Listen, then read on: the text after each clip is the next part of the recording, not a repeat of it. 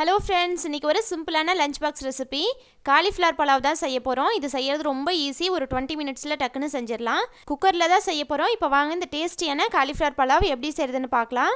கீர்த்தி சௌமிஸ் கிச்சனை first time பார்க்குறீங்கன்னா red colour subscribe பட்டனை கிளிக் பண்ணிவிட்டு பக்கத்தில் இருக்க பெல் ஐக்கானில் ஆல் கொடுத்துக்கோங்க.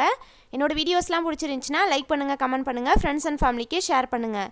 இப்போ வாங்க வீடியோக்குள்ளே போகலாம். ஃபஸ்ட்டு பலாவுக்கு காலிஃப்ளவரை கட் பண்ணி க்ளீன் பண்ணிக்கலாம்.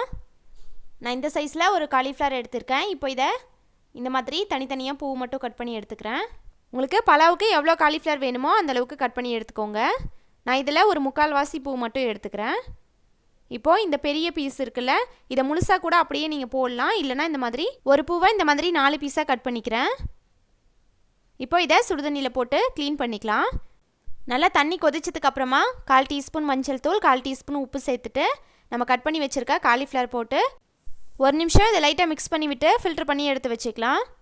இப்போது ஸ்டவ் ஆன் பண்ணி குக்கரில் 3 டீஸ்பூன் எண்ணெய் விட்டுக்கிறேன். இதில் ஒரு பிரியாணி இலை, 3 கிராம்பு, 2 ஏலக்காய், ஒரு சின்ன சைஸில் 3 பட்டை சேர்த்துக்கலாம். இப்போது இது எண்ணெயில் நல்லா பொரியட்டும்.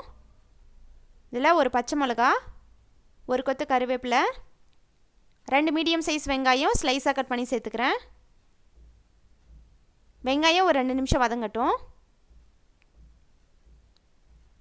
வெங்காயம் வதங்கிறதுக்கு கொஞ்சமாக உப்பு சேர்த்துக்கலாம்.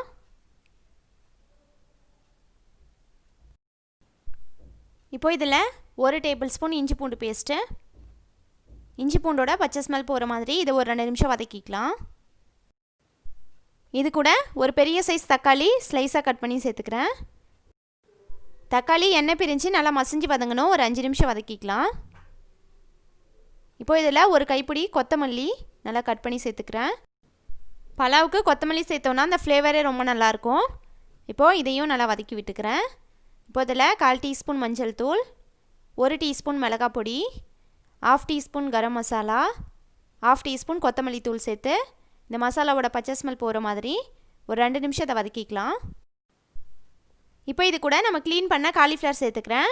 காலிஃப்ளவர் நீங்கள் இந்த மாதிரி சேர்க்காமல் மசாலா தடவிட்டு எண்ணெயில் நல்லா கோபி மாதிரி பொரிச்சிட்டு நீங்கள் பலாவ் செஞ்சு லாஸ்ட்டாக கூட அதை மிக்ஸ் பண்ணி விட்டுக்கலாம். அந்த மாதிரி செஞ்சாலும் இன்னும் நல்லாயிருக்கும்.